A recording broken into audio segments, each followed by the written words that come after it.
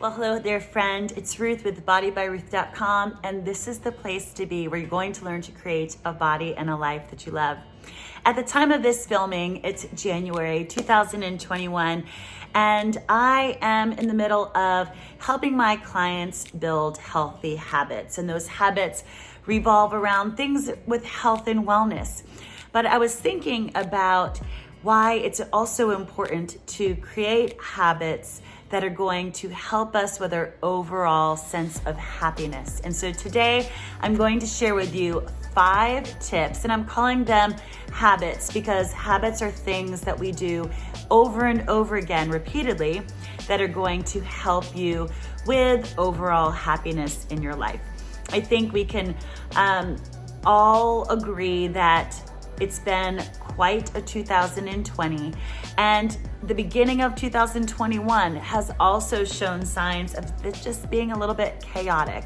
And so when we think about what are the things that I can do every single day that are going to help me grow and evolve as a woman and really become the best version of myself, then let's tap into those, okay? So tip number 1 or habit number 1 is to find your sense of purpose.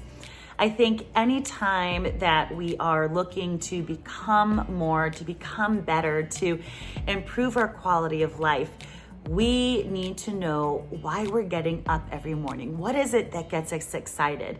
If you're just getting up and going through the motions every day, if you're just getting up and doing the same routine, but not really finding any fulfillment with that, that is not going to create overall happiness. So when you think about what got you excited as a little girl, what got you excited? What gets you excited now? I was just having a conversation with my son who was leaving a job because he felt like it was sucking the life out of him. And he's like, I feel like I don't have any purpose. He wasn't loving what he was doing. And I 100% supporting him, just finding something that gets him excited and that sparks joy. For me, obviously, it's pouring into women. It's helping women over 40 realize that they still have potential, that they're not too old. It's never too late to be able to have your best body, to be able to really work on your mindset and ditch the limiting beliefs that you might be experiencing. So I love getting up every day because I know that I'm pouring into women's lives. I know I'm helping them get stronger. I know that I'm helping boost their overall confidence.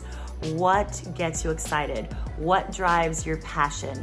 What feeds your soul? So a habit is to constantly ask yourself, is the stuff that I'm doing every day getting me excited? Is it giving me a purpose? Am I looking forward to getting up and getting going? Habit number 2 is being able to express our creativity.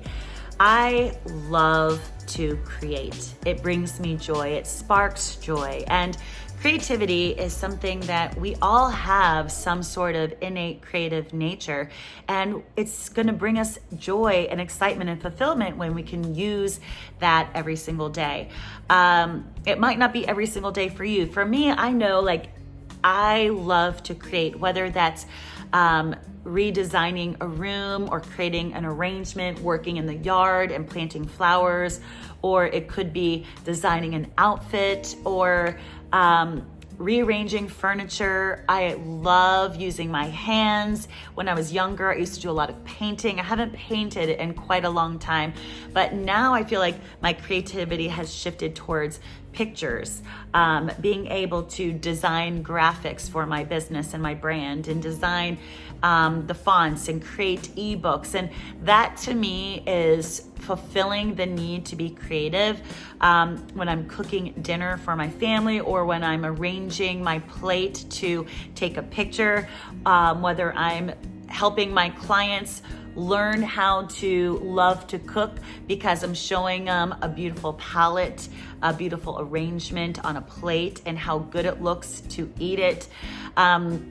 Creativity is definitely something that for me especially, it sparks joy. I love to come up with recipes. I love to find ways to serve something healthier than maybe the original. And you can do that too. What is going to help you use that creative energy? Because that is going to help you find happiness. Habit number 3 is finding a spiritual connection with our Maker. I'm a Christian, I'm a believer. I really draw close to God, especially when I feel like I'm anxious about things that are going on around me that I can't control. And so whether you are a Christian, whether you just believe in meditation, being able to have some sort of spiritual connection is very, very important. I know without a shadow of a doubt that no matter what is going on in our world, no matter what kind of chaos I feel like we might be experiencing, I know that we have a loving Father that is never going to leave us, that is never going to forsake us. Our loving Father is always there to hold us in the palm of his hand when we're going through hard times, and he wants us to give him our stresses. He wants us to give him our burdens, so we can know we are never alone. We are never carrying that burden ourselves. For me, I love to start my day with a devotion. The Bible is my roadmap. It's my path. It's what gives me guidance so that I know the direction that I'm headed. The Bible is the thing that drives my purpose. It's what helps me with my to-do list every day. That is my moral compass. That is the standard by which I live my life. And if you have a spiritual connection to God, then you are going to be okay. It doesn't matter what is going on in the world. If you're having hardship in your marriage, if you're having difficult relationship with a child or a family member, or just difficulty at work, or you just feel like the burden is too much to carry, give it to God. He wants to carry our burden. He wants to be there for us. There's the ice maker. So definitely work on having that spiritual connection. Habit number 4 is making sure we have enough rest in our daily routine. That means having plenty of sleep at night, making sure we get 7 or 8 hours of sleep every night is so important. And so that means having a good nighttime routine. As middle-aged women, oftentimes we're faced with saboteurs like a sleeping husband that is snoring, or maybe a hormonal imbalance that is causing us to have night sweats. What can you do to make it better? Well, have a better nightly routine. That means don't watch TV late into the night. Put your technical devices away from your bed so that you are not stimulated. Focus on things that are going to bring your mind just to a place of rest and calm. I love to sleep with noise in the background, like water, rain, the ocean. Those are very calming. It's very tranquil. I am stimulated by my phone, and so I am working on trying to not stare at my phone in bed, put that device away so that I don't have that going on. But if you need to do something about your hormones and get them balanced, work on finding something that's going to help you so that you can definitely get that rest. And rest also means taking time to find quiet moments during the day. You might be a mama who has a house full of kids in the house, or you might be a working mom that's busy and you're juggling multiple hats.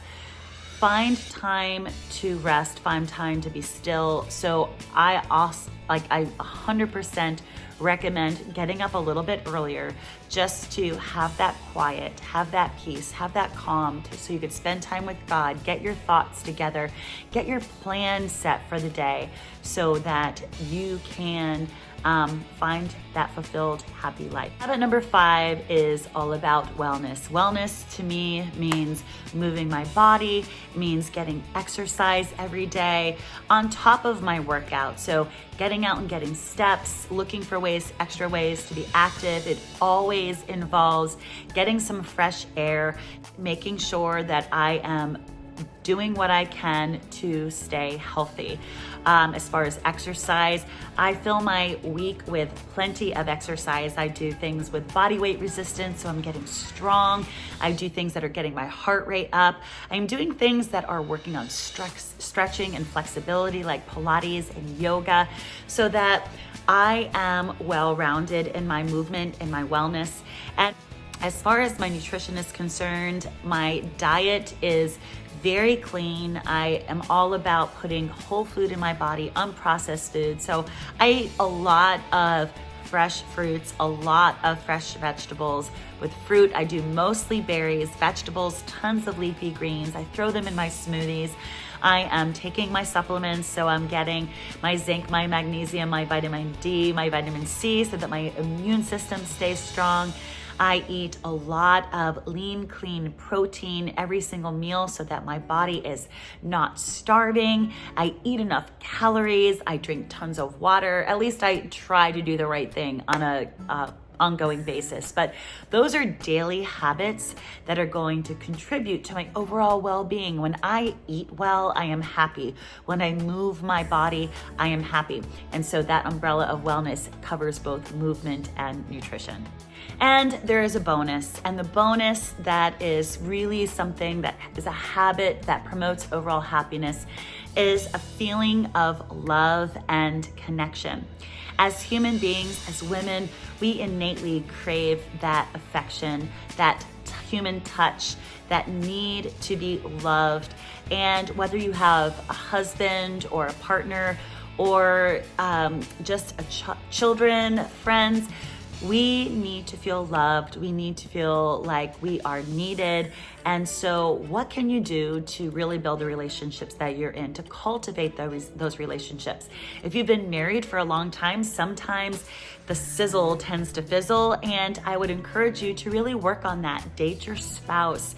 Work on, really making sure you have plenty of physical touch and that you're doing your date nights and you're still working on that intimacy, because you're never too old. It's never too late to really build that relationship and to find that intimate connection in your relationship as well. Well, there you go. 5 tips and a bonus 6 that are going to help cultivate happiness in this new year. If you liked this video, please give it a thumbs up, and don't forget to subscribe so you don't miss any of my tips that are going to help you live your best life. Until next time, bye guys.